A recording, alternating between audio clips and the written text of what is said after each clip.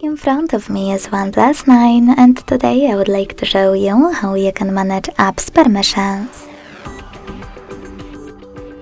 Begin by opening settings and scrolling down to access security and privacy. Then scroll all the way down to click on privacy section.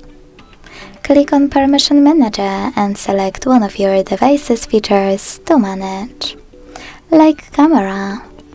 Then tap on one of your apps and apply one of those options. Camera access for this app allow only while using the app, ask every time, or don't allow. Whatever you decided, when you're ready, just go back. If you want to select permissions for one of your apps, click on any feature. Select an app and then click on See All Permissions at the bottom of this list. Then manage all of those only for chosen app the same way.